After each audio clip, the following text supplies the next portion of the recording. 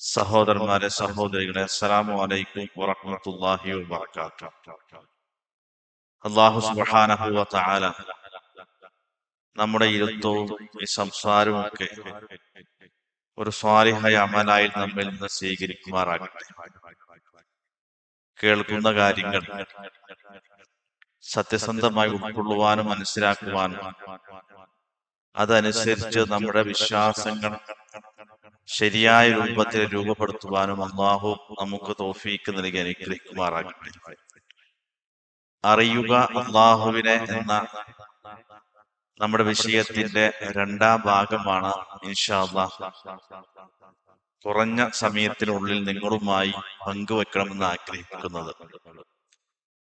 കഴിഞ്ഞ ക്ലാസ്സിൽ അറിയുക അല്ലാഹുവിനെ എന്ന് പറഞ്ഞപ്പോൾ ആമുഖമായി ഞാൻ സൂചിപ്പിച്ചിരുന്ന സംഗതി, അല്ലാഹു എന്ന നാമം അല്ലാഹു തനിക്ക് വേണ്ടി സ്വയം സ്വീകരിച്ചതാണെന്നും അതിന് മറ്റ് പരിഭാഷകളോ പര്യായ പദങ്ങളോ അതിന്റെ സ്ഥാനത്ത് മറ്റ് പദങ്ങളോ ഉപയോഗിക്കുവാൻ പൂർവികരായ പണ്ഡിതന്മാർ നമുക്ക് അനുവാദം നൽകിയിട്ടില്ല എന്നതാണ് അല്ലാഹു എന്ന സിഫത്തിന്റെ നാമത്തിന്റെ ഏറ്റവും വലിയ പ്രത്യേകത.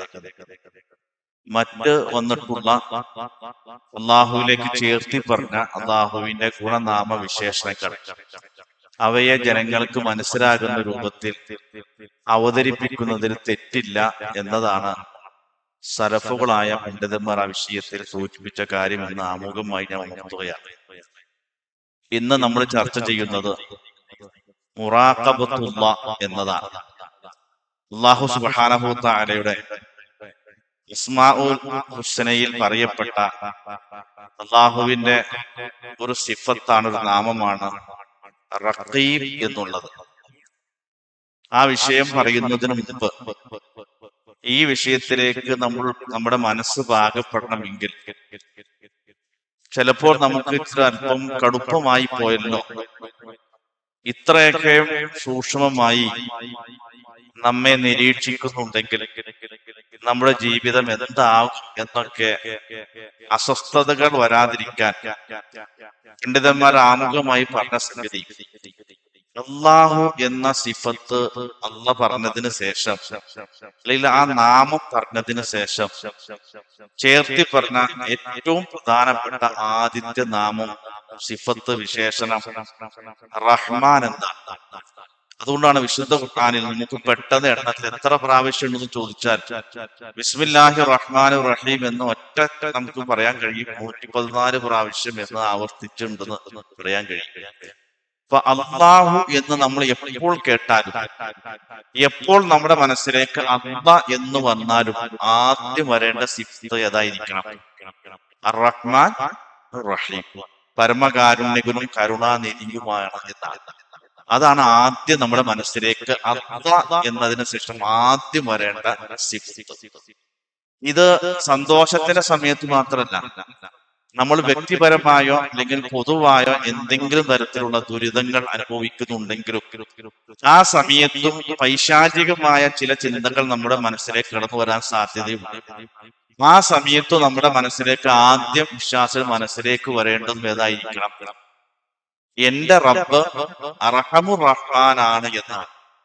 അതിന് പണ്ഡിതന്മാർ എടുത്തു ഉദ്ധരിച്ച ആയത്ത് മഹാനായ അയ്യൂബ് നബി അലൈഹിസ്സലാത്തു വസ്സലാമിന്റെ വചനമാണ്. പ്രവാചകന്മാരുടെ കൂട്ടത്തിൽ ഏറ്റവും കൂടുതൽ ദുരിതങ്ങൾ അനുഭവിച്ച ഒരു പ്രവാചകനാണ് അയ്യൂബ് നബി അലൈഹിസ്സലാത്തു വസ്സലാം. അതിന്റെ കാഠിന്യം വിശുദ്ധ ഖുർആൻ വിശദീകരിക്കുന്നുണ്ട്. പക്ഷെ അത്ര വലിയ ദുരിത കയത്തിൽ മുങ്ങി നിൽക്കുമ്പോഴും അയ്യൂബ് നബി അലൈഹിസ്സലാത്തു വസ്സലാം അല്ലാഹുവിനെ കുറിച്ച് പറഞ്ഞൊരു വാക്കുണ്ട്, അന്ത അർഹമുർ റഹീമീൻ.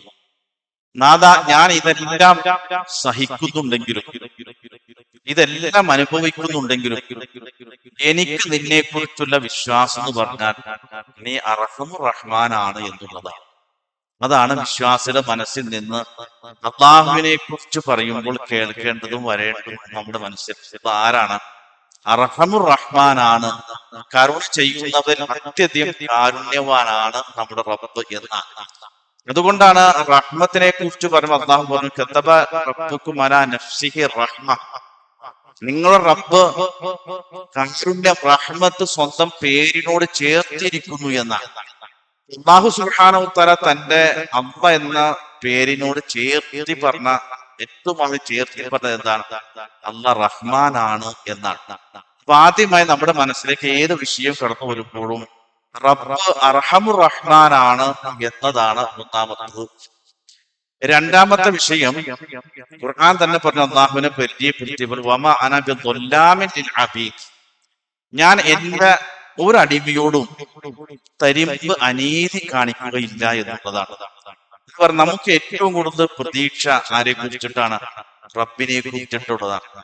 ഈ ആയത്ത് വിശദീകരിക്കവേ മുഫസ്സിറുകൾ പറഞ്ഞ വളരെ അത്ഭുതകരമായ ഒരു സംഗതി ഉണ്ട്. എന്താണെന്നറിയാം, നിങ്ങൾ ആലോചിച്ച് നോക്കൂ. പരലോകത്ത് അങ്ങനെ അല്ലല്ലോ. പരലോകത്ത് നമ്മുടെ മാതാപിതാക്കളാണ് നമ്മളെ വിചാരണ ചെയ്യുന്നതെങ്കിൽ എന്തു വന്നേക്കാം? അനീതി സംഭവിക്കും. നമ്മുടെ സ്വന്തം വാപ്പയാണ്, നമ്മുടെ ഉമ്മയാണ് നമ്മുടെ വിചാരണയ്ക്ക് മുമ്പിൽ നിന്നാൽ പോലും അവരുടെ പക്ഷത്ത് നിന്ന് അനീതി എന്ത് ചെയ്യാം? സംഭവിച്ചേക്കാം. പക്ഷെ ഒരു നിലയ്ക്ക് പോലും അനീതി വരികയില്ല എന്ന് നമുക്ക് വിശ്വാസമുള്ളത് ആരെ കുറിച്ചിട്ടാണ്? അള്ളാഹുവിനെ കുറിച്ചിട്ടാണ്. അതുകൊണ്ടാണ് അള്ളാഹു ആണ് നമ്മളെ വിചാരണ ചെയ്യുന്നത്. ആ വിചാരണയിൽ ഒരു തരിമ്പ് പോലും നമ്മോട് അനീതി കാണിക്കുകയില്ല എന്ന പ്രതീക്ഷ ആരെ കുറിച്ച് വേണം? അള്ളാഹുവിനെ കുറിച്ച് വേണം. അതാണ് അള്ളാഹ് പറഞ്ഞത്, ഞാൻ എന്റെ ഒരു അടിമയോട് എന്ത് ചെയ്യില്ല, അശേഷം അനീതി പ്രവർത്തിക്കില്ല, പൂർണ്ണമായ നീതിപൂർവമായിട്ടേ ഞാൻ പെരുമാറുകയുള്ളൂ എന്നാണ്. അപ്പൊ ഈ രണ്ട് കാര്യം നമ്മുടെ മനസ്സിലുണ്ടാകണം. ഒന്ന്, റബ്ബ് അല്ലാഹു ആരാണ്? അർഹമുർ റഹ്മാനാണ്. എന്റെ വിഷയത്തിലും എല്ലാ വിഷയത്തിലും എനിക്ക് പ്രതീക്ഷ അതാണ്. എന്റെ ഒരു നിലക്കും എന്നോട് യാതൊരു നിലക്കുമുള്ള അനീതി എന്റെ റബ്ബിന്റെ ഭാഗത്തുനിന്ന് എന്റെ വിഷയത്തിൽ ഉണ്ടാകുകയില്ല എന്ന പ്രതീക്ഷയുമാണ് അള്ളാഹുവിനെ കുറിച്ച് ഒരു വിശ്വാസികൾക്ക് ആത്മീയമായി ആദ്യം വരേണ്ടതെന്നർത്ഥം. അതിനുശേഷമാണ് നമ്മൾ യഥാർത്ഥത്തിൽ ഈ മുറാഖബത്തുള്ള എന്ന വിഷയം ആളുകളുടെ മുമ്പിൽ അവതരിപ്പിക്കുന്ന അർത്ഥം. എന്തുകൊണ്ടാണെന്ന് അറിയുക, മുറാഖബത്തുള്ള എന്ന് പറയുമ്പോൾ യഥാർത്ഥത്തിൽ ആ പദത്തിന് പണ്ഡിതന്മാർ നൽകിയ വിശദീകരണം നിരീക്ഷകൻ, സംരക്ഷകൻ എന്നൊക്കെ അർത്ഥം. പക്ഷെ റാക്കബ ആ പദത്തിന് മറ്റൊരു പദം കൂടിയുണ്ട്, റാക്കിബ് എന്നാണ്. റാക്കിബ് എന്ന് പറഞ്ഞാൽ നിരീക്ഷകൻ. പക്ഷെ അല്ലാഹുവിന്റെ അസ്മാഉൽ ഹുസ്നയിൽ എന്തില്ല? റാക്കിബ് എന്ന പദം ഉണ്ടാവില്ല. അത് ആരാണ്? റഖീബാണ്. അതാണ് നമ്മൾ തിരിച്ചറിയേണ്ടത്. റാക്കിബ് അല്ല, അത് ആരാണ്? റഖീബ് എന്നർത്ഥം. എന്ന് പറഞ്ഞാൽ അല്ലാഹു റഖീബാണെന്ന് പറഞ്ഞാൽ സൂക്ഷ്മമായി നിരീക്ഷിക്കുന്നവൻ, കൃത്യമായി രേഖപ്പെടുത്തുന്നവൻ, പൂർണ്ണമായും അറിയുന്നവൻ എന്നതാണ് റഖീബ് എന്നതുകൊണ്ട് അള്ളാഹു ഉദ്ദേശിക്കുന്നത്. അപ്പൊ അതുകൊണ്ട് അള്ളാഹുവിന്റെ ആ സിഫത്തിനെ കുറിച്ച് പറയുമ്പോൾ അള്ളാഹു കൃത്യമായി എന്ത് ചെയ്യുന്നു? നിരീക്ഷിക്കുന്നു. സൂക്ഷ്മമായി നിരീക്ഷിക്കുന്നു, കൃത്യമായി അറിയുന്നു, പൂർണ്ണമായും രേഖപ്പെടുത്തുന്നു. ഈ മൂന്ന് ആശയങ്ങളുമാണ് റഖീബ് എന്ന വിഷയത്തിൽ വന്നത്. ഖുർആൻ 3 സ്ഥലത്ത് അത് ഉപയോഗിച്ചിട്ടുണ്ട്. ഒന്ന് സൂറത്തുൽ നിസാഇലാണ്, ഇന്നല്ലാഹ കാന അലൈക്കും റഖീബ, തീർച്ചയായും അല്ലാഹു റബ്ബ് നിങ്ങളുടെ വിഷയത്തിൽ റഖീബാണ്, നിരീക്ഷകനാണ്, സംരക്ഷകനാണ് എന്നാണ്. മറ്റൊന്ന് സൂറത്തുൽ മാഇദയിൽ ഈസാ നബി അലൈഹി സ്വലാത്തു വസ്സലാമിന്റെ ഒരു രംഗം പരലോകത്ത് ഹാജരാക്കുന്ന രംഗമുണ്ട്. ആ രംഗത്ത് ഈസാ നബി അലൈഹി സ്വലാത്തു വസ്സലാം അല്ലാഹുവിനോട് പറയുന്നുണ്ട്, അല്ലാഹുവേ ഫലമ്മാ തവഫയ്തനി, നീ എന്നെ പൂർണ്ണമായി ഏറ്റെടുത്തതിന് ശേഷം കുന്ത റഖീബ അലൈ, പിന്നെ അവർക്ക് മേൽ നീയായിരുന്നു റഖീബ്, നിരീക്ഷകൻ. എന്നെ നീ ഏറ്റെടുത്തതിന് ശേഷം പിന്നെ എനിക്ക് ശേഷം ആ ജനതയുടെ മുകളിൽ അവരെ നിരീക്ഷിച്ചുകൊണ്ടിരുന്ന റഖീബ് ആരാണ്? നീയാണ് എന്ന് പറയുന്നത്. അവിടെ റഖീബ് എന്നാണ്. ഖുർആൻ മറ്റൊരു സ്ഥലത്ത് സൂറത്തുൽ അഹ്സാബിൽ പറയുന്നുണ്ട്, കാനല്ലാഹു അലാ കുല്ലി ഷൈഇൻ റഖീബ, അല്ലാഹു എല്ലാ കാര്യത്തെയും എല്ലാ വിഷയത്തെയും സൂക്ഷ്മമായി നിരീക്ഷിക്കുന്നു, സൂക്ഷ്മമായി സംരക്ഷിക്കുന്നു എന്നുള്ളതാണ്. അപ്പൊ സൂക്ഷ്മമായി നിരീക്ഷിക്കുന്നു, സൂക്ഷ്മമായി സംരക്ഷിക്കുന്നു പറയുമ്പോൾ ഈ സംരക്ഷണം ഏതാണെന്ന് പറയുന്നുണ്ട്.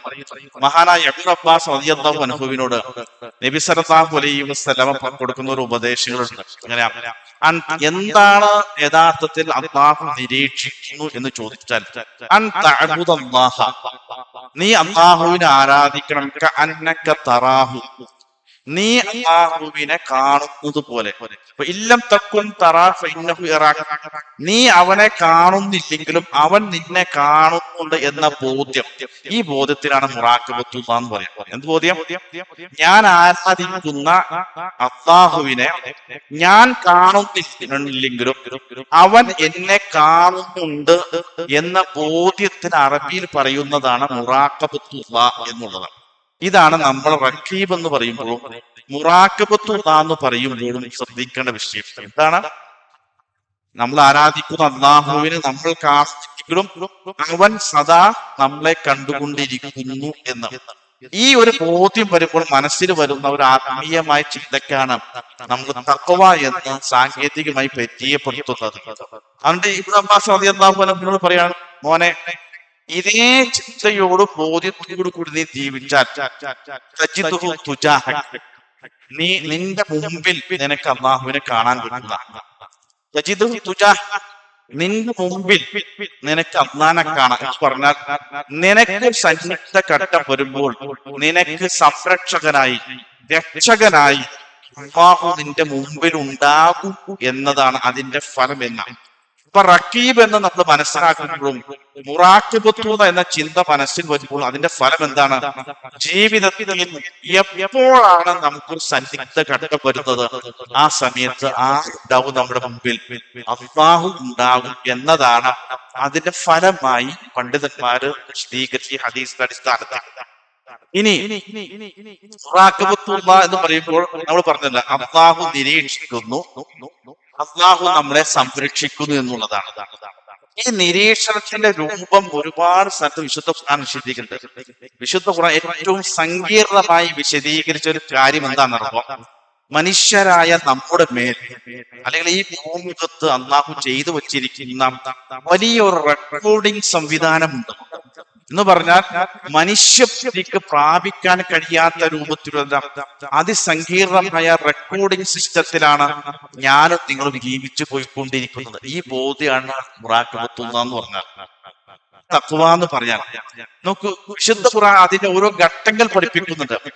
അല്ലാഹു ഈ ഭൂമുഖത്ത് ചെയ്തു വച്ചിരിക്കുന്ന റെക്കോർഡിംഗ് സംവിധാനത്തിന്റെ ഒന്നാമത്തെ സ്റ്റേജ് എന്താണ്? പൊതുവായിട്ട് ഈ പ്രപഞ്ചത്തിലെ തന്നെ അല്ലാഹു ഒരു റെക്കോർഡിംഗ് സംവിധാനം ഏർപ്പാടാക്കി. അത് പൊതുവായിട്ടാണ്.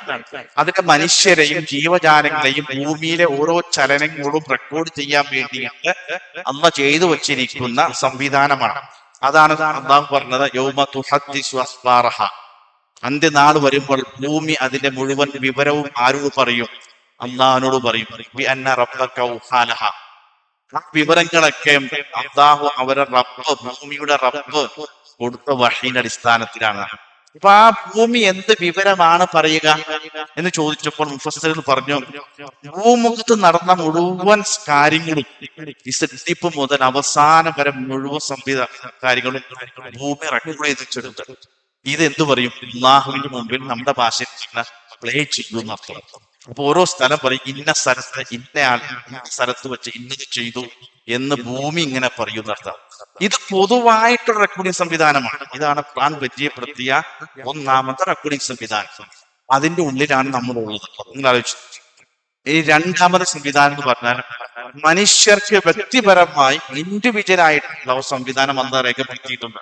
അതാ ഏതാ സംവിധാനം? മനുഷ്യരെ, നിങ്ങൾ ഏത് വാക്ക് ഉച്ചരിക്കുന്നുണ്ടെങ്കിലും റഖീബ് എന്ന രണ്ട് നിരീക്ഷകന്മാർ അറിയാതെ, അവർ റെക്കോർഡ് ചെയ്യാതെ നിങ്ങൾക്ക് സംസാരിക്കാൻ കഴിയില്ല എന്നർത്ഥം. അപ്പോൾ ഓരോ മനുഷ്യർക്കും എന്ത് ചെയ്തിട്ടുണ്ട്? വ്യക്തിപരമായി ഈ രണ്ട് മലക്കൂർ എന്ന രേഖപ്പെടുത്തിയത് എന്തിനു വേണ്ടിയിട്ടാണ്? നമ്മുടെ ചലനങ്ങളെ രേഖപ്പെടുത്താൻ, നമ്മുടെ ചലനങ്ങളെ ഒപ്പിയെടുക്കാൻ. ഖുർആൻ എത്രത്തോളം നിങ്ങളുടെ കണ്ണിന്റെ കണ്ണുനോട്ട മുതൽക്ക് മനസ്സിന്റെ ഉള്ളിൽ മന്ത്രിക്കുന്ന കാര്യങ്ങൾ പോലും ഞാൻ റെക്കോർഡ് ചെയ്യും എന്നാണ്. അള്ളാഹു ഈ മലക്കുകളെ കുറിച്ച് എന്താ പറഞ്ഞത്?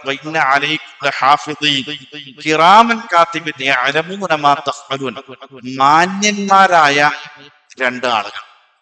എന്തുകൊണ്ടാ മാന്യന്മാരെന്ന് പറയാൻ കാരണം?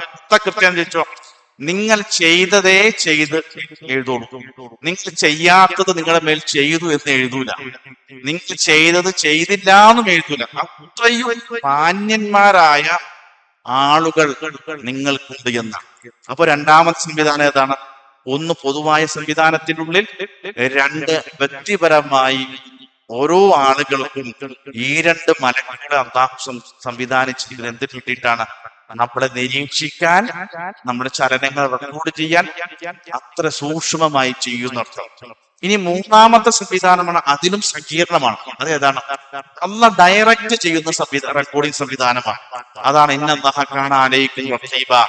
ഇത് രണ്ടിന് പുറമെയാണ് അള്ളാഹ് ഡയറക്റ്റ് നിങ്ങളെ നിരീക്ഷിച്ചുകൊണ്ടിരിക്കുന്ന അർത്ഥം. ഡയറക്റ്റ് അന്ന് നിരീക്ഷിക്കുക. ആലോചിച്ച് നോക്കൂ, ഖുർആൻ പറഞ്ഞ അതിസങ്കീർണമായ 3 റെക്കോർഡിംഗ് സംവിധാനത്തിന്റെ ഉള്ളിലാണ് നമ്മൾ ജീവിച്ചു കൊണ്ടിരിക്കുന്നത് എന്ന ബോധ്യത്തിനാണ് അറബി ഭാഷയിൽ എന്ത് പറയാ? മുറാഖബത്തുല്ലാ. ഈ ബോധ്യം ഉണ്ടായത് ഈ ബോധ്യം ഉണ്ടായാൽ മതി.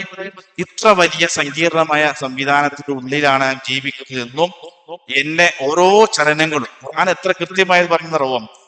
എന്നാ പറഞ്ഞത്. ഞാൻ രേഖപ്പെടുത്തുന്നു എന്നതിനപ്പുറമായി ഖുർആൻ പറഞ്ഞത് ഞാൻ ഒപ്പിയെടുക്കുക എന്നാണ്. ഓരോ ചലനങ്ങളും ഒപ്പിയെടുക്കുകയാണ് എന്നാണ് ഖുർആൻ ആ പദത്തിന് കൊടുത്ത നിർവചനം. ഖുർആൻ ഒരു കാര്യം കൂടി ചേർത്ത് പറഞ്ഞു,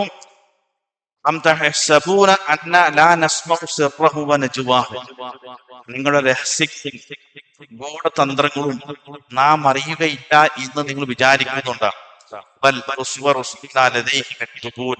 നിങ്ങളുടെ അടുത്തിരുന്ന് എന്റെ ദൂതന്മാർ അത് രേഖപ്പെടുത്തിക്കൊണ്ടിരിക്കുകയാണ് എന്നാണ്. ദൂതന്മാര്, മലക്കുകള് രേഖപ്പെടുത്തിക്കൊണ്ടിരിക്കുകയാണ് എന്നാണ് ഖുർആൻ പറഞ്ഞത്. ഈ രേഖപ്പെടുത്തല് ഇനി എഴുതലാണോ നമുക്കറിയില്ല. ഒരു റെക്കോർഡിംഗ് സംവിധാനമാണ് എന്നാണ്. പക്ഷെ ആ റെക്കോർഡിംഗ് രേഖയാണോ? ആകാം. ഇനി പുതിയ ആധുനിക കാലഘട്ടത്തിൽ എന്തെല്ലാം നമുക്ക് അത്യാധുനികമായ സംവിധാനമുണ്ടോ ആ സംവിധാനത്തെ കുറിച്ചൊക്കെ ചിന്തിക്കാം. ഒരു 10 കൊല്ലം മുമ്പ് നമ്മൾ ഇങ്ങനത്തെ റെക്കോർഡിംഗ് സംവിധാനത്തെ കുറിച്ച് പറയുമ്പോൾ ആളുകൾ അന്ന് ചിന്തിക്കുവാനും ഗ്രഹിക്കുവാനും അവരുടെ മനുഷ്യബുദ്ധി എത്തിയിട്ടുണ്ടായില്ല.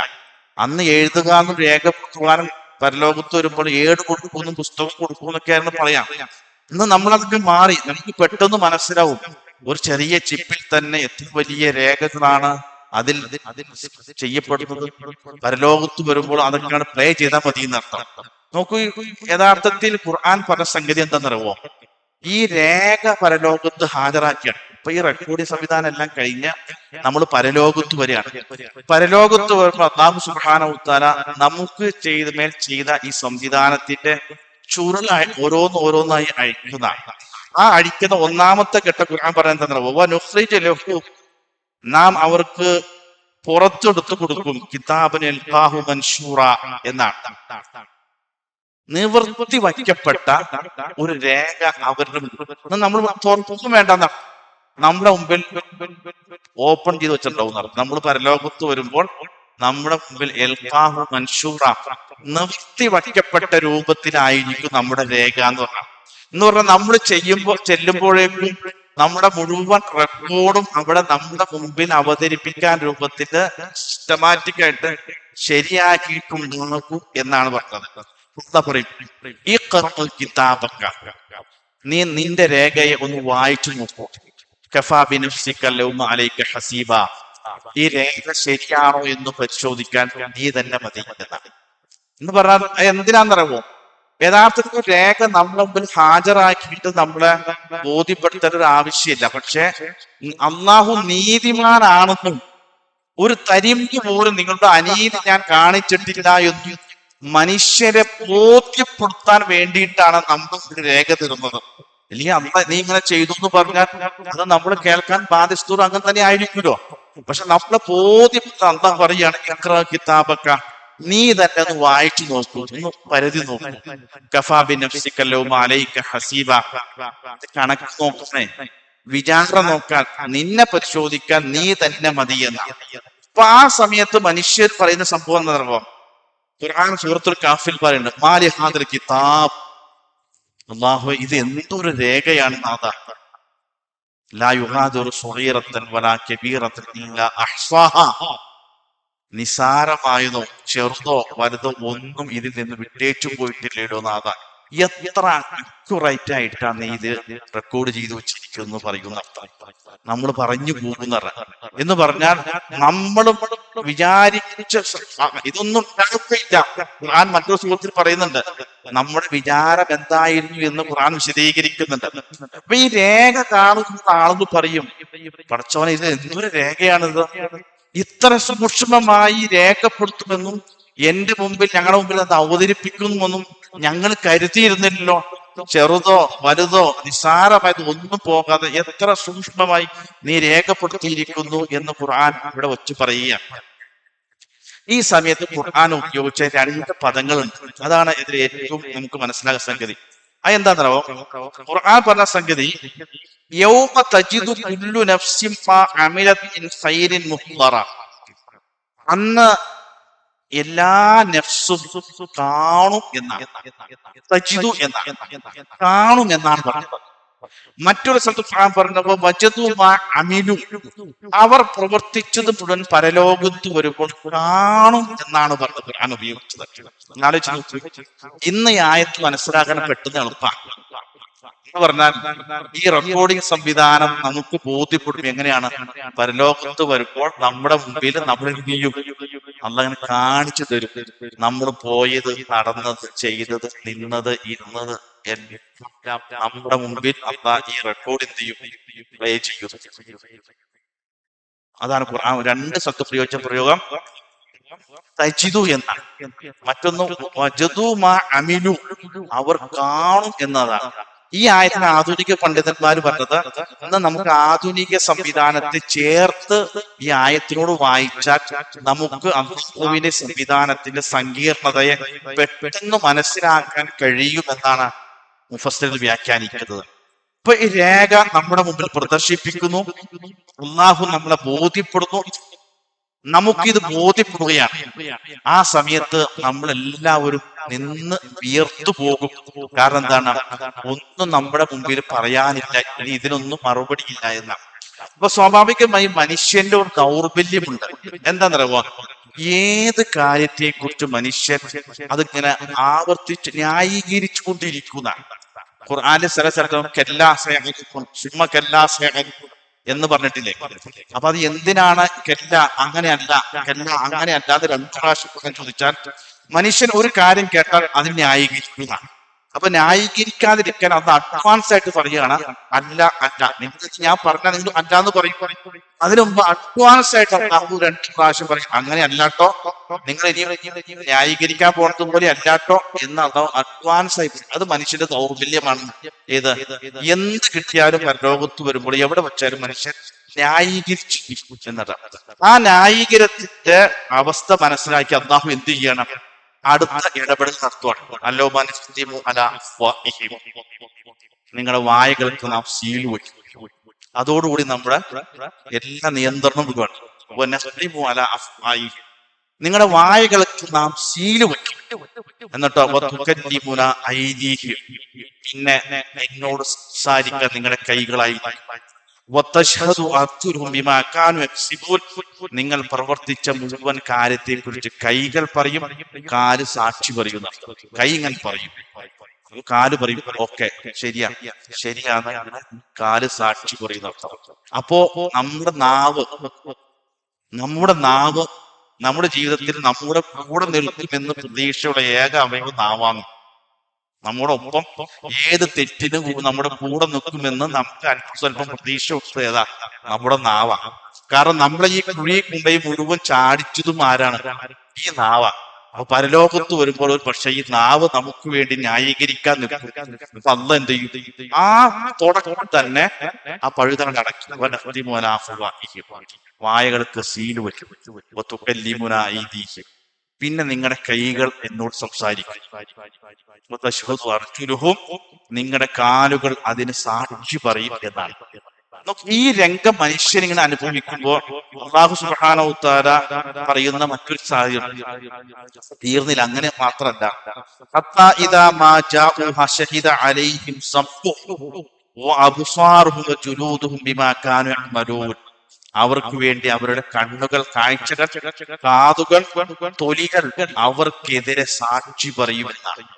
നമുക്കെതിരെ സാക്ഷി പറയുന്ന ഇത് നിങ്ങൾ ആലോചിച്ച് നോക്ക്. പരലോകത്ത് വന്ന് ഇതെല്ലാം കഴിഞ്ഞ് ഈ സംവിധാനങ്ങളൊക്കെ നമ്മൾ ബോധ്യപ്പെടുത്തിയതിനു ശേഷം അല്ലാഹു നമ്മളെ വിചാരണ ചെയ്യാൻ പോകുന്നതിന്റെ ഓരോ റൂട്ട് സ്റ്റെപ്പ് പറയാണ്. നിങ്ങൾ കണ്ണ് പറയും, കാത് കേട്ടത് കാത് പറയും, തൊലികൾ പോലും നമുക്കെതിരായി സംസാരിക്കുമെന്നാണ്. എന്നാൽ ആ സമയത്ത് അല്ലാഹു സുബ്ഹാനഹു വ തആല മനുഷ്യന് സ്വാതന്ത്ര്യം കൊടുക്കുന്നുണ്ട്.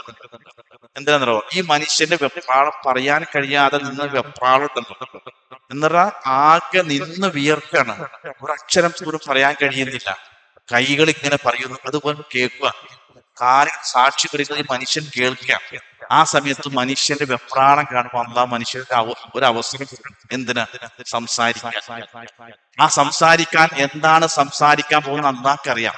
അതും കൂടി അവനെ ബോധ്യപ്പെടുത്തണം. അല്ലാഹു ആ സമയത്ത് സംസാരിക്കാൻ അവസരം കൊടുക്കുന്നതാണ്. അപ്പൊ അവര് ചോദിക്കുമ്പോൾ ഈ മനുഷ്യര് ഇത്രയും നേരം പിടിച്ചു നിന്ന മനുഷ്യർ, നിയന്ത്രണപ്പെട്ട മനുഷ്യർ ചോദിക്കുന്നു, തൊലികൾ മലയിന എന്തൊരു നന്ദികേടാണ്. 70 കൊല്ലം എന്റെ കൂടെ ജീവിച്ചിട്ട് എനിക്കെതിരെ സാക്ഷി പറയുന്നു. കൈകളോട് ചോദിക്കും, എന്തൊരു നന്ദികേടാണ്. ഈ 60 കൊല്ലം എന്റെ കൂടെ എല്ലാത്തിനും കൂടെ നടന്നിട്ട് ഇപ്പൊ ഈ സന്നിഗ്ധ ഘട്ടം വരുമ്പോ എനിക്കെതിരെ സാക്ഷി നിർത്തുന്നു. കാലിനോട് ചോദിക്കുന്നു, ഇത്രയും കാലം എന്നെയും കൂടെ ഇതെല്ലാം ചെയ്യിപ്പിച്ചിട്ട് ഇപ്പൊ എന്നെ കഴിയൊഴിഞ്ഞ് എനിക്കെതിരെ സാക്ഷി പറയുന്നുവോ എന്ന് ഈ മനുഷ്യൻ ചോദിക്കും. ആരോട്? തൊലിയോട്, കൈയോട്, കാലോട്. അപ്പോൾ ഈ തൊലികളും കൈയും കാലും പറയും,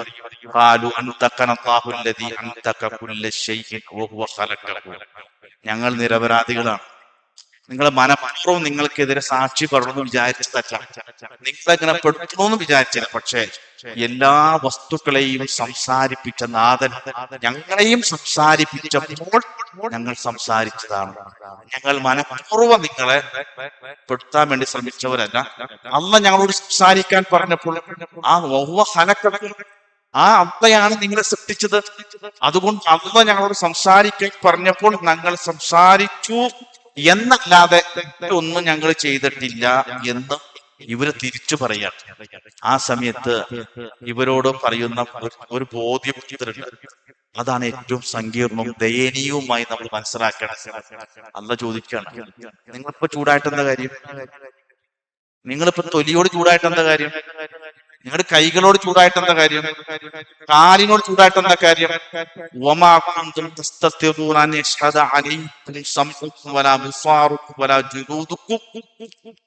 ഈ കൈയും കാലും തൊലിയും ഒക്കെ നിങ്ങൾക്കെതിരെ സാക്ഷി പറയുമെന്ന് അറിഞ്ഞിട്ടും ഈ തെറ്റുകളൊക്കെ ചെയ്യുമ്പോൾ നിങ്ങൾ ഇവരെ മറച്ചു പിടിച്ചിട്ടാണ് ചെയ്തത്. എന്ന് വെച്ചാൽ ഈ തൊലി നമുക്കെതിരെ സാക്ഷി പറയും, എന്നാ തൊലി കാണണ്ടെന്ന് വിചാരിച്ചോ. ഈ കൈ നിങ്ങൾക്കെതിരെ സാക്ഷി പറയുമെന്ന് നിങ്ങൾക്ക് അറിയില്ലായിരുന്നു. അപ്പൊ കൈ കാണണ്ട. അപ്പൊ നിങ്ങൾ ഈ തെറ്റുകളും കൊള്ളതായ്മകളും പാപങ്ങളൊക്കെ ചെയ്യുമ്പോൾ ഇവയെല്ലാം നിങ്ങൾക്കെതിരെ സാക്ഷി പറയും എന്ന് നിങ്ങൾക്ക് ബോധ്യമുണ്ടായിട്ടും നിങ്ങൾ അവർക്ക് മറച്ചു പിടിക്കാൻ പോലും നിങ്ങൾ ശ്രമിച്ചില്ലല്ലോ. എന്തിനാ ഇപ്പൊ ചൂടാവുന്നത് എന്ന് ചോദിക്കാൻ നന്ന പറയാണ്. പക്ഷെ നിങ്ങളുടെ വിചാരം എന്തായിരുന്നോ? നിങ്ങൾ ഭൂമിയിലൂടെ എന്ത് വിചാരിച്ചാ നടന്നത്? ഇതൊന്നും ഈ പറയുന്നത് പോലെയൊന്നും ഉണ്ടാകില്ല എന്ന് വിചാരിച്ചല്ലേ നടന്നത്. ഇതൊക്കെ നിങ്ങളോട് പറയുമ്പോ ഈ ആയത്തും ഹദീസുകളെ കേൾക്കുമ്പോ നിങ്ങൾ ഇത് പറയുന്നത് പോലെ എത്ര വലിയ സങ്കീർണവും ഗൗരവമൊന്നുമില്ല എന്നല്ല നിങ്ങൾ അങ്ങനെ വിചാരിച്ച വെച്ച് നടന്നത്. പല്ല പറയാ,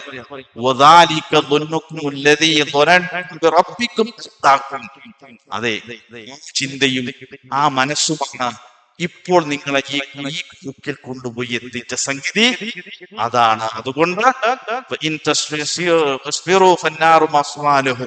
അതുകൊണ്ട് ക്ഷമിക്കുക, നരകമല്ലാതെ നിങ്ങൾക്ക് മറ്റൊരു സംവിധാനവും ഗേഹവുമില്ല എന്ന് അള്ള മനുഷ്യന്റെ മുന്നിൽ പറയുന്നത് കൂടി നമ്മുടെ എല്ലാ രംഗം അന്ന് അവിടെ അവസാനിപ്പിക്കുന്നതാണ് പറയുന്നത്.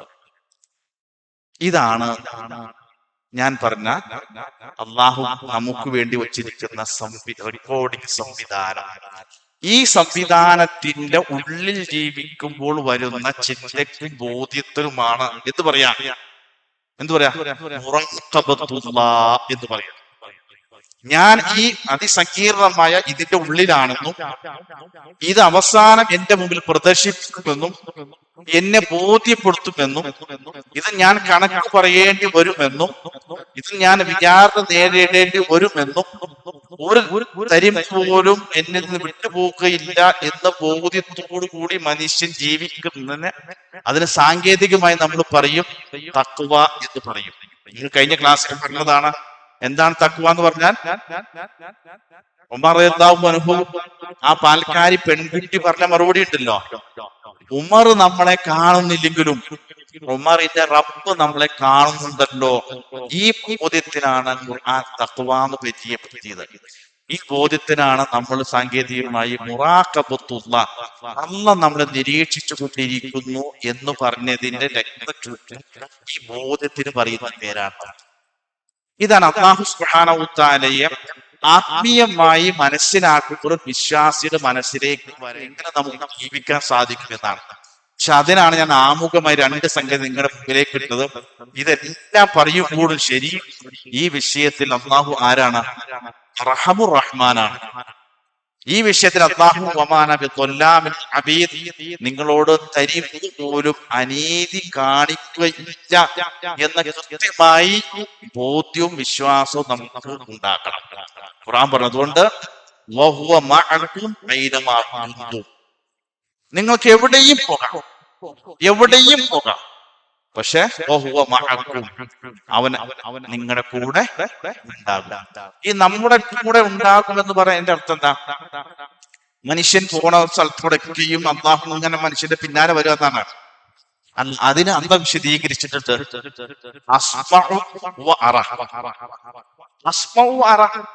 ഞാൻ നിങ്ങളെ സദാ കണ്ടുകൊണ്ടിരിക്കുന്നു, സദാ കേട്ടുകൊണ്ടിരിക്കുന്നു.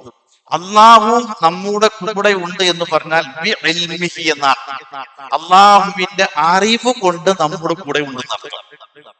അതാണ് എന്ന് പറഞ്ഞാൽ അള്ളാഹുവിന്റെ ഇൽമിൽ നിന്ന്, അള്ളാഹുവിന്റെ നിരീക്ഷണത്തിൽ നിന്ന്, ഈ സംവിധാനത്തിൽ നിന്ന് ഒരു മനുഷ്യന്, ഒരു സൃഷ്ടികൾക്ക് പോലും പുറത്തു പോയിട്ടുള്ള ജീവിതം ഉണ്ടാകില്ല. സദാ അള്ളാഹു നമ്മളെ കണ്ടുകൊണ്ടിരിക്കുന്നു, സദാ നിരീക്ഷിച്ചുകൊണ്ടിരിക്കുന്നു, സദാ നമ്മളെ കേട്ടുകൊണ്ടിരിക്കുന്നു. അപ്പൊ അള്ളാഹുവിന്റെ മഅിയത്ത് എന്ന് പറഞ്ഞാൽ അള്ളാഹു നമ്മുടെ കൂടെ, അള്ളാഹുവിന്റെ ഇൽമു കൊണ്ട് നമ്മുടെ കൂടെ ഉണ്ട് എന്നായി പറഞ്ഞതിന്റെ ആശയം എന്നാണ് മുഫസ്സിറുകൾ വ്യാഖ്യാനിക്കുന്നത്.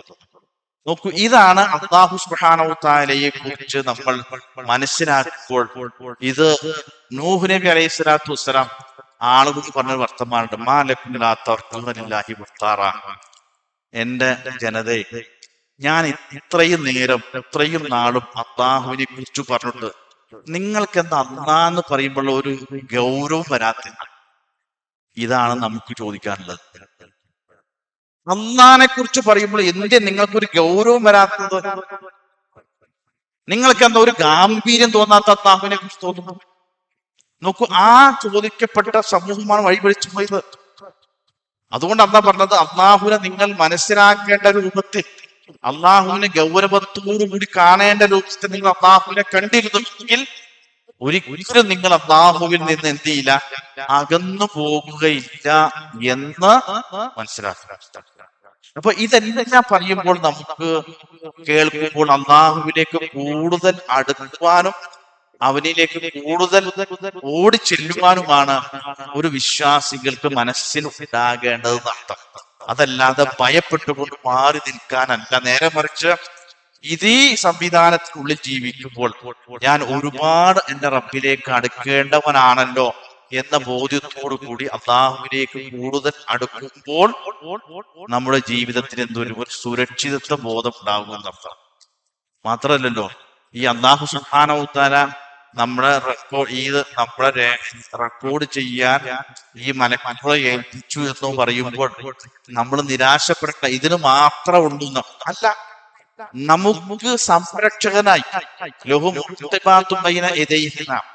നിങ്ങളെ സംരക്ഷിക്കാൻ വേണ്ടി അള്ളാഹു മലക്കുകളെ അർപ്പണാക്കിയിട്ടുള്ളതാണ്. അപ്പൊ മലക്കുകളെ ഭൗതികമായ സംരക്ഷണം ഉണ്ടാകാൻ അള്ളാഹു സുബ്ഹാനഹു വ തആല നമുക്ക് മലക്കുകളെ അർപ്പണാക്കിയിട്ടുണ്ട് അർത്ഥം. ഈ മലക്കുകളെയും ഈ സംരക്ഷണവും സുരക്ഷിതത്വം ഒക്കെ എങ്ങനെ കിട്ടാം? ഈ പറഞ്ഞ ബോധ്യം ഉണ്ടെങ്കിലേ കിട്ടുള്ളൂ അർത്ഥം. ഈ പറഞ്ഞ ബോധ്യം ഉണ്ടെങ്കിലേ കിട്ടുകയുള്ളൂ. ഈ ബോധ്യം ജീവിതത്തിലെ ഏത് സന്നിഗ്ധ ഘട്ടത്തിലും നബി സല്ലല്ലാഹു അലൈഹി വസല്ലമ ഗുഹയിൽപ്പെട്ട 3 ആളുകളെ കുറിച്ച് പറഞ്ഞത് സംഭവം ഉണ്ടല്ലോ. 3 ആളുകൾ ഒരു ഗുഹയിൽ പോയ 3 പേര് പെട്ടു. ഒരു നിലക്കും ആ ഗുഹയുടെ വായിൽ നിന്ന് ഗുഹാമുഖത്ത് നിന്ന പാറ നീങ്ങില്ല. അവസാനം തീരുമാനമെടുത്തു, നമ്മൾ നിരാശപ്പെടേണ്ട, നമ്മൾ ഓരോ ആളുകളും ചെയ്ത സൽപ്രവർത്തനം എടുത്തു പറഞ്ഞ് നമുക്ക് അല്ലാഹുവിനോട് ദുആ ചെയ്യാം. ആദ്യത്തെ ആള് അയാൾ ചെയ്ത മാതാപിതാക്കളോട് ചെയ്ത നന്മ എടുത്തു പറഞ്ഞു, അപ്പോൾ പാറ ഒന്ന് അല്പം നീങ്ങി. രണ്ടാമത്തെ അയാളുടെ കീഴിൽ ജോലി ചെയ്ത ഒരു മനുഷ്യരോട് കാണിച്ച നീതിയെ കുറിച്ച് പറഞ്ഞു, ഇപ്പോഴും പാറ നീങ്ങി. മൂന്നാമത്തെ മനുഷ്യൻ പറഞ്ഞതാണ് ആ പാറ അത്രയും നീങ്ങാൻ കാരണം എന്താ? ആ മനുഷ്യൻ പറഞ്ഞു, എനിക്ക് തെറ്റ് ചെയ്യാൻ ഒരു സാഹചര്യവും സന്ദർഭവും അനുകൂലമായി കിട്ടി.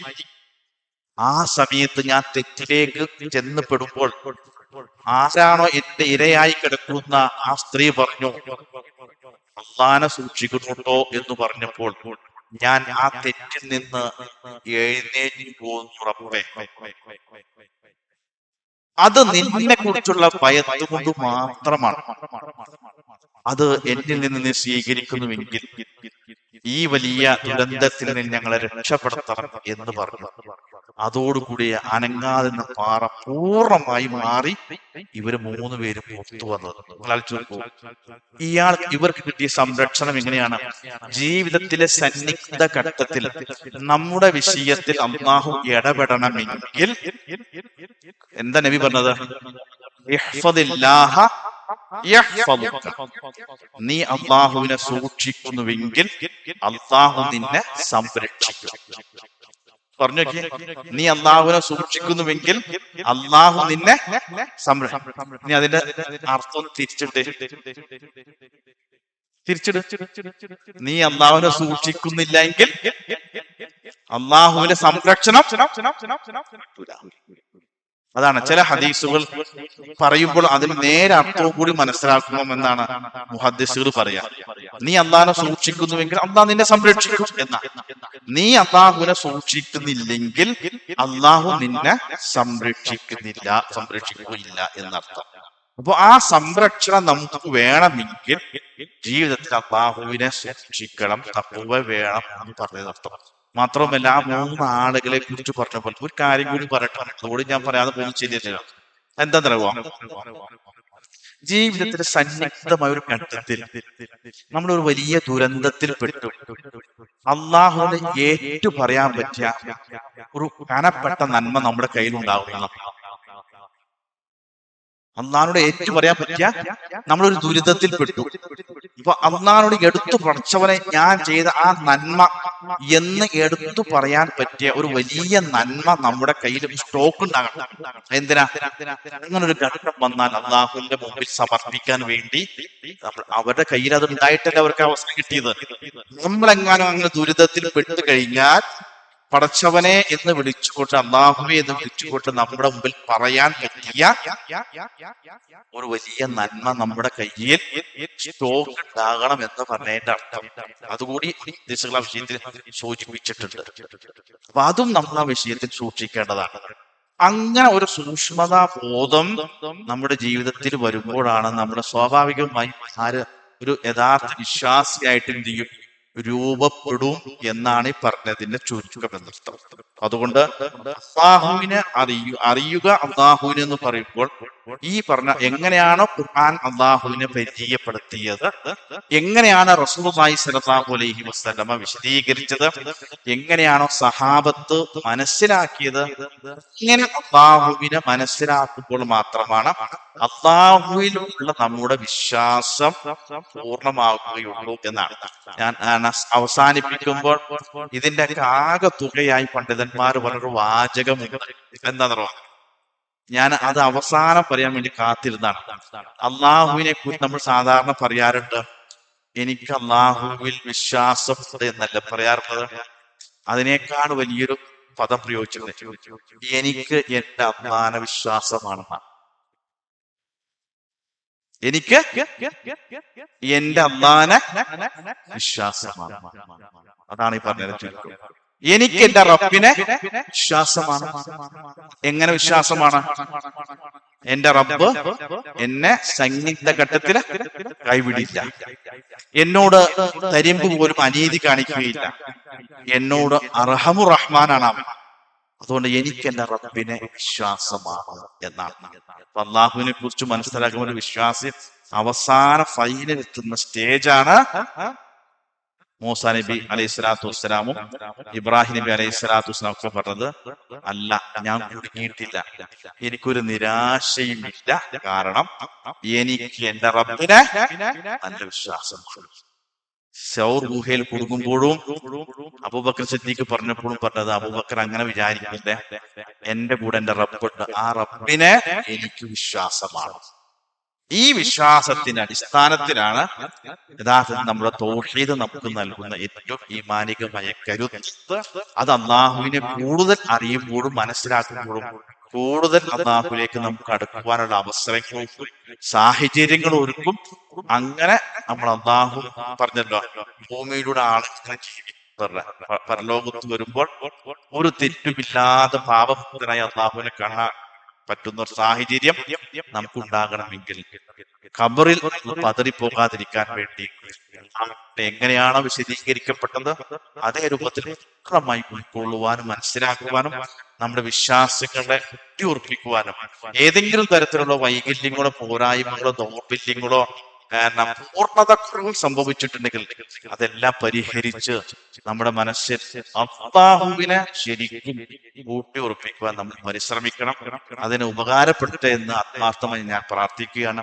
അല്ലാഹു സുബ്ഹാനഹു വ തആല അള്ളാഹുവിനെ എങ്ങനെയാണോ മനസ്സിലാക്കേണ്ടത് അതേ രൂപത്തിൽ പൂർണ്ണമായി മനസ്സിലാക്കി കൊണ്ട് മുവഹിദായി ജീവിച്ച് പരലോകത്ത് വരുമ്പോൾ കണ്ണിറയെ കാണാനുള്ള സൗഭാഗ്യം കൂട്ടത്തിൽ അള്ളാഹു നമ്മെല്ലാവരെയും ഉൾപ്പെടുത്തി അനുഗ്രഹിക്കുമാറാക്കും. അതായത് നിങ്ങളുടെ മനസ്സ് മന്ത്രിക്കുന്ന കാര്യങ്ങൾ എന്ന് അള്ളാഹു സുബ്ഹാനഹു വ തആല പറഞ്ഞത് അത് അള്ളാഹുവിലേക്ക് ചേർത്തതാണ്. യഅലമു ഖായിനത്തുൽ അയ്നി വമാ തുഖ്ഫി സുദൂർ എന്ന് പറഞ്ഞു. അത് ആ അറിവ് അള്ളാഹുവിലേക്ക് ചേർത്തിയിട്ടാണ് പറഞ്ഞിട്ടുള്ളത്. നിങ്ങളുടെ മനസ്സിലുള്ളത് അറിയൂ എന്നാണ്. പക്ഷെ നബി സല്ലല്ലാഹു അലൈഹി വസല്ലമ ഒരു ഹദീസ് വിശദീകരിച്ചു, ഇദാ ഹമ്മ അബ്ദി ഹസനത്തൻ, എന്താ പറയാണ്, എന്റെ ഒരു അടിമ ഒരു നന്മ ചെയ്യാൻ വിചാരിച്ചു, മലക്കുടെ ഒരു ചാടി എഴുതിക്കും, അവൻ നന്മ ചെയ്യാൻ വിചാരിച്ചിട്ടുള്ളൂ, ചെയ്തിട്ടില്ല. ഇപ്പൊ നിങ്ങൾ ഫക്തു പോവാ ഹസന, നന്മ എഴുതിക്കോ. ഇനി വിചാരിച്ചു ചെയ്താൽ 10 എഴുതി.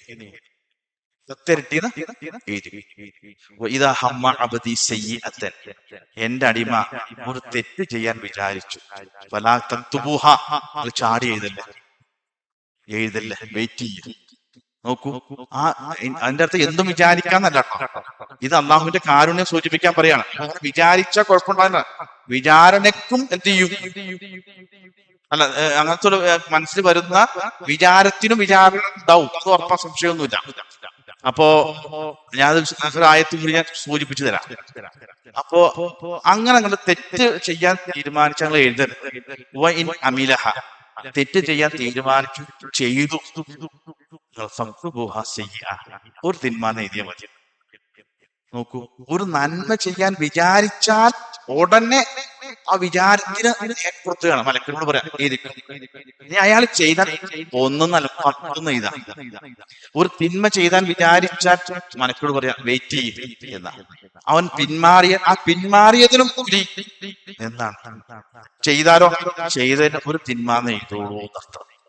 നമ്മുടെ സൂറത്ത് ബഖറയിലെ അവസാന ഭാഗത്തുണ്ട് എന്താണ് ആമന റസൂൽ തുടങ്ങുന്നത്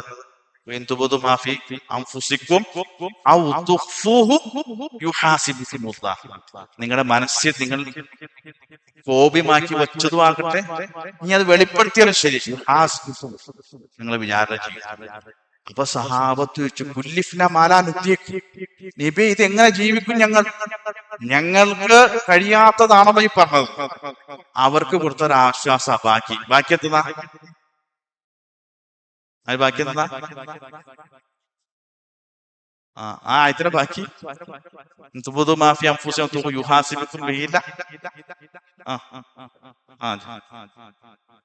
പിന്നെ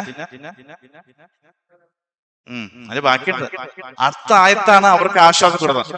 റബ്ബനാ ലാ തുആഖിദ്നാ നസീനാ വഖ്തഅനാ.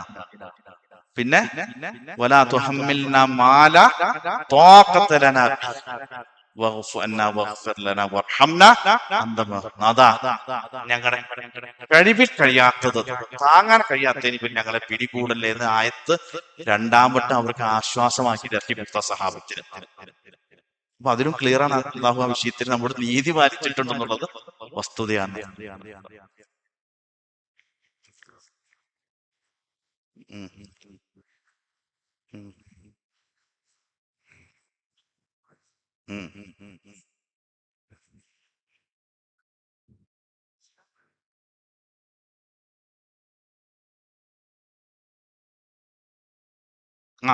ഇപ്പൊ ഈ സംവിധാനങ്ങളൊക്കെ നമ്മളല്ല ഒരു 10 കൊല്ലം മുമ്പ് ഈ ആയത്തുകളൊക്കെ വ്യാഖ്യാനിക്കാനും വിശദീകരിക്കുവാനും നമ്മൾ ആളുകൾക്ക് പ്രയാസം ഉണ്ടാവും. ഇപ്പൊ ഈ ആയത്തുകൾ വിശദീകരിക്കുക ഇനി ഒരു 10 കൊല്ലങ്ങൾ കഴിയുമ്പോഴേക്കും ഇതിനേക്കാൾ അഡ്വാൻസ്ഡ് ആയിട്ട് ഈ ശാസ്ത്ര സാങ്കേതിക സംവിധാനങ്ങൾ വരുമ്പോൾ ആളുകൾക്ക് ഇതൊക്കെ കൂടുതൽ ബോധ്യപ്പെടും എന്നുള്ളൊരു വസ്തുതയാണ്. പക്ഷെ നബി സല്ലല്ലാഹു അലൈഹി വസല്ലമ പറഞ്ഞ ഒരു ജാഗ്രതയുണ്ട്. നബി അവസാന കാലമാകുമ്പോഴേക്കും തിന്മകൾ ഇരട്ടിയാകുന്ന ആ ഇരട്ടിയാണോ ഒരാൾ ഈരണ്ടം ചെയ്യുന്നതാണോ? ഒരു തിന്മ സെക്കൻഡ് കൊണ്ട് ഇരട്ടികളായി മാറും. നമുക്ക് വന്ന ഒരു മെസ്സേജ് ശരിയാണോ തെറ്റാണെന്ന് അറിയാതെ നമ്മൾ ഫോർവേഡ് ചെയ്യും. ഒരാളിലേക്കല്ല ചെയ്തത് ചറപറ ചെയ്യാണ്. തിന്മകൾ എന്തായി മാറും? ഇരട്ടിയായി മാറുന്ന സാഹചര്യം വരുന്ന റസൂലുള്ളാഹി സ്വല്ലല്ലാഹു അലൈഹി വസല്ലം നമുക്കൊരു ജാഗ്രത നിർദ്ദേശം നൽകിയിട്ടുണ്ട്. അപ്പൊ ചെയ്യുന്ന കാര്യത്തൊക്കെ പരലോകത്ത് മുഴുവൻ റെക്കോർഡായിട്ട് വരൂ എന്ന് എന്ത് ചെയ്യും? ബോധ്യം ഉണ്ടായാൽ മതി. അപ്പൊ ഈ ബോധ്യത്തിൽ ഇങ്ങനെ ആയാൽ നമ്മൾ എങ്ങനെ ജീവിക്കൂന്ന് ചോദ്യത്തിലാണ് ഉത്തരം പറഞ്ഞത്. നിങ്ങൾക്ക് കഴിയാത്തത് നിങ്ങളുടെ മേൽ നിർബന്ധിക്കുകയില്ല എന്നാണ്. മാക്സിമം അള്ളാഹുവിനെ സൂക്ഷിച്ച് ജീവിക്കലാണ് നമ്മുടെ ബാധ്യത. നമ്മുടെ അതേ കൽപ്പിക്കപ്പെട്ടിട്ടുള്ളൂ എന്നാണ്. പക്ഷെ നമ്മൾ ഈ മാക്സിമം എന്ന് പറയുമ്പോൾ നമ്മുടെ മാക്സിമം മനസ്സും ആർക്കും കൂടി അറിയാം, അള്ളാഹുവിനെ അറിയാം. മനസ്സിലായല്ലോ? വേണ്ട അവസാനിപ്പിക്കല്ലേ? അല്ലാഹു നമ്മുടെ ഇരുത്തവും സംസാരവും സ്വാലിഹായ അമലായി സ്വീകരിക്കുമാറാകട്ടെ. അള്ളാഹുവിലും ഉള്ള ശരിയായ വിശ്വാസത്തോട് ജീവിക്കുവാൻ അവസാനം ലാ ഇലാഹ ഇല്ലല്ലാഹ് ഉച്ചരിച്ച് ലോകത്തോട് ഇവിടെ പറയുവാനുള്ള തൗഫീഖ് നൽകി അനുഗ്രഹിക്കുമാറാകട്ടെ. സ്വർഗത്തിൽ അല്ലാഹു നമ്മെ എല്ലാവരും ഒരുമിച്ച് കൂട്ടുമാറാകട്ടെ. റബ്ബനാ ആതിനാ ഫിദ്ദുനിയ ഹസന വഫിൽ ആഖിറതി ഹസനതൻ വഖിനാ അദാബന്നാർ. റബ്ബനാ തഖബ്ബൽ മിന്നാ ഇന്നക അൻത സമീഉൽ അലീം വതുബ് അലൈനാ ഇന്നക അൻത തവ്വാബുർ റഹീം. ആമീൻ ബിറഹ്മതിക യാ അർഹമർ റഹീമീൻ. വസല്ലല്ലാഹു അലാ ഖൈരി ഖൽഖിഹി വസല്ലം.